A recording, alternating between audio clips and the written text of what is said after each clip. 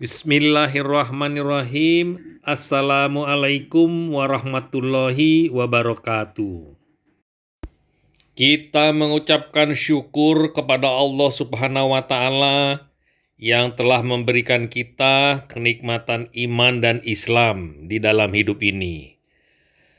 Salam dan salawat kita panjatkan kepada junjungan kita Nabi besar Muhammad sallallahu alaihi wasallam. Nabi terakhir sampai hari kiamat nanti.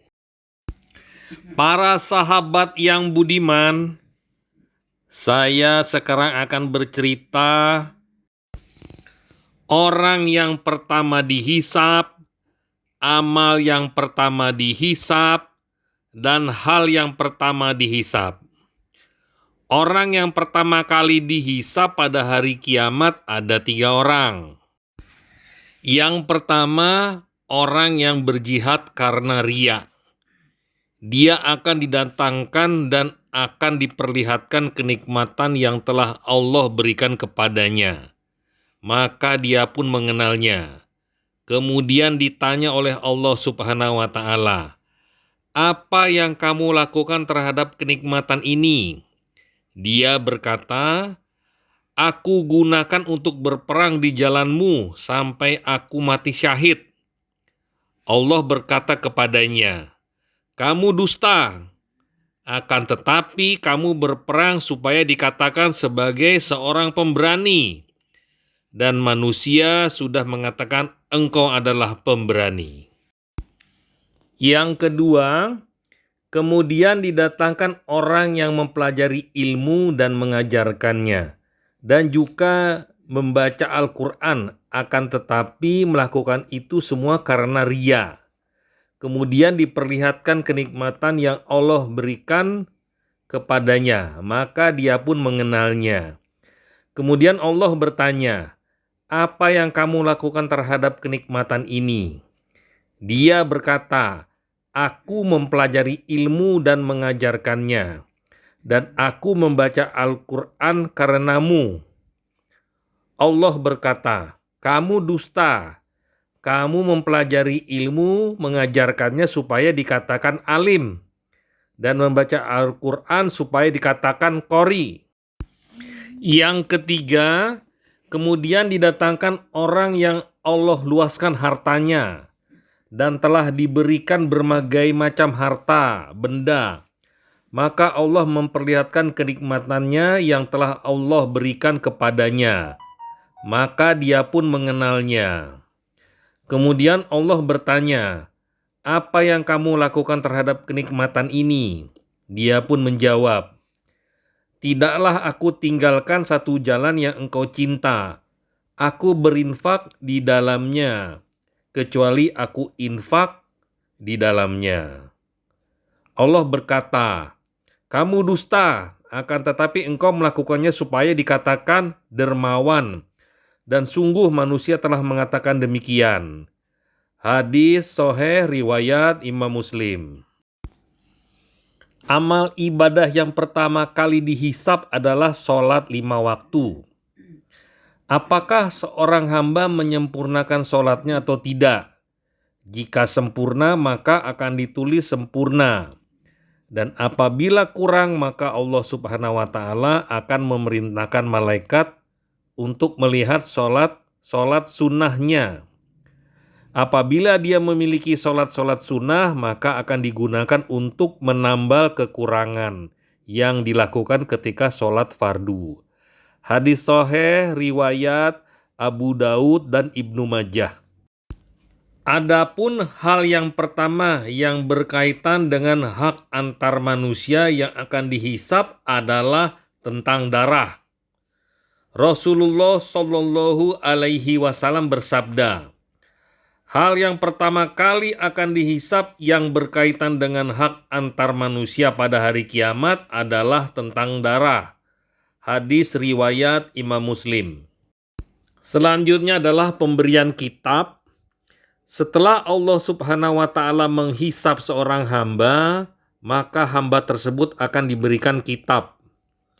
Orang yang beriman dengan hisap dan hari perhitungan dan dia beramal, maka dia akan menerima kitab yang berisi hasanah dengan tangan kanannya, dan kelak akan kembali kepada keluarganya di dalam surga dalam keadaan yang sangat bahagia. Allah Subhanahu wa Ta'ala berfirman, "Maka adapun orang yang diberi kitab dengan tangan kanannya, maka dia akan dihisap dengan hisap yang mudah dan akan kembali kepada keluarganya dan dalam keadaan bahagia." Quran surat Al-Insyiqaq ayat 7 sampai dengan 9. Allah Subhanahu wa Ta'ala juga berfirman, "Maka adapun orang yang diberi kitab dengan tangan kanannya, dia akan berkata kepada orang lain, 'Silahkan bacalah kitabku ini.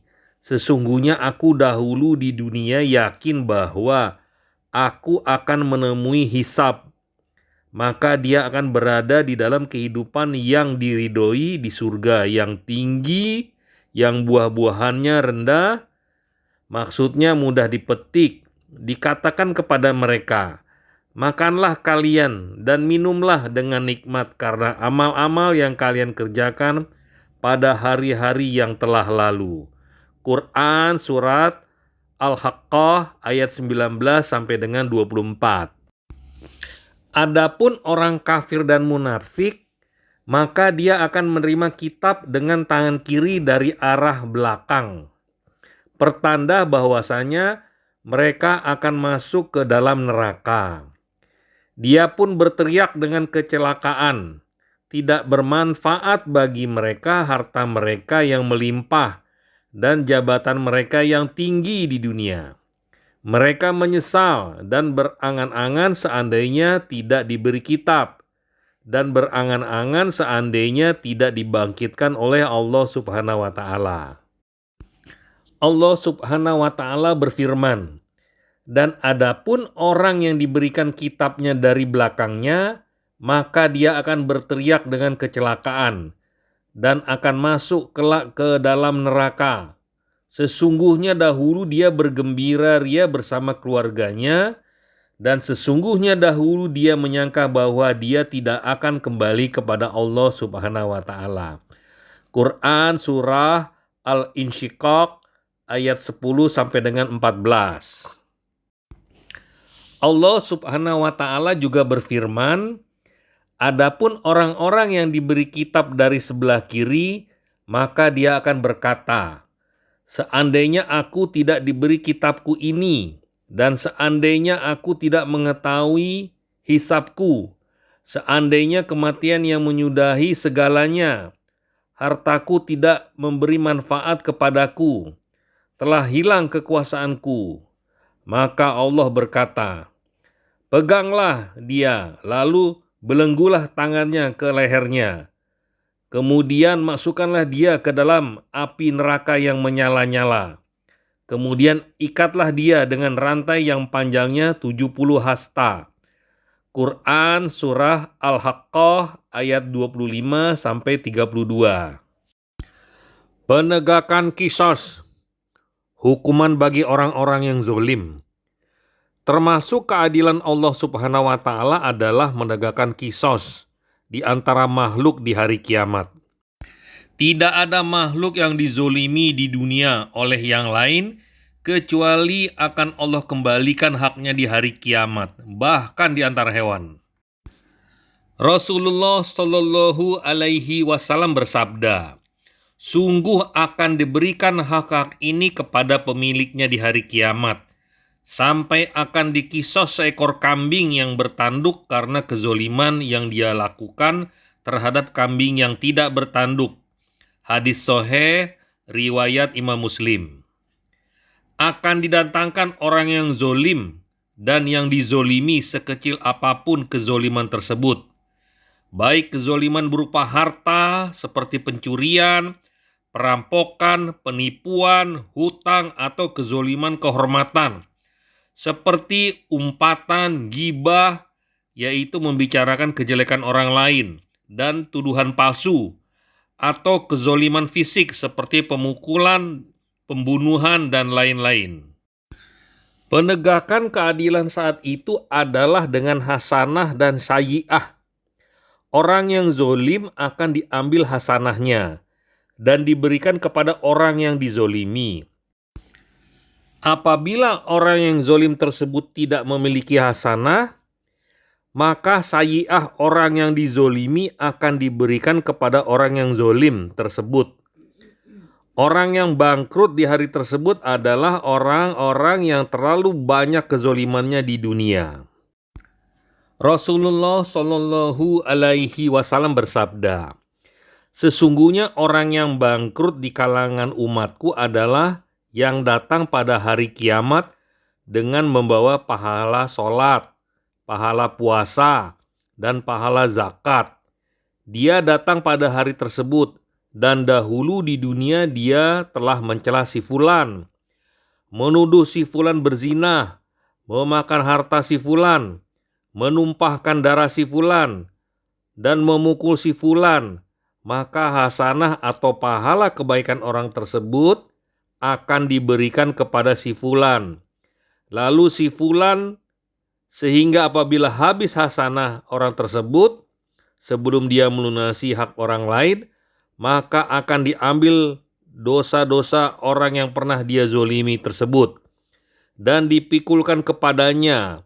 Kemudian akhirnya dia dilemparkan ke dalam neraka." Hadis riwayat Imam Muslim.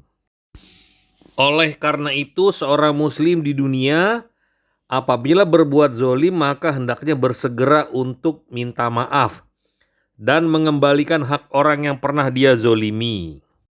Rasulullah Shallallahu Alaihi Wasallam bersabda yang artinya, "Barang siapa yang memiliki kezoliman kepada orang lain, baik berupa kehormatan atau sesuatu yang lain, maka hendaklah dia meminta dihalalkan darinya pada hari ini, sebelum datang hari yang di situ tidak ada dinar maupun dirham." Hadis riwayat Imam Bukhari. Orang yang dizolimi di dunia boleh membalas dengan balasan yang setimpal, akan tetapi tidak boleh dia membalas dengan berlebihan, karena dengan demikian justru dia yang menjadi orang yang zolim, yang akan diambil kebaikannya. Dan apabila dia memaafkan, Allah Subhanahu wa Ta'ala akan memberikan pahala yang besar. Allah Subhanahu wa Ta'ala berfirman, "Dan balasan sebuah kejelekan adalah kejelekan yang setimpal. Dan barang siapa yang memaafkan dan memperbaiki, maka pahalanya atas Allah Subhanahu wa Ta'ala. Sesungguhnya Allah Subhanahu wa Ta'ala tidak mencintai orang-orang yang zolim." Quran Surah Asy-Syura ayat 40. Sampai di sini dulu sahabat. Nanti kita lanjutkan dengan video selanjutnya.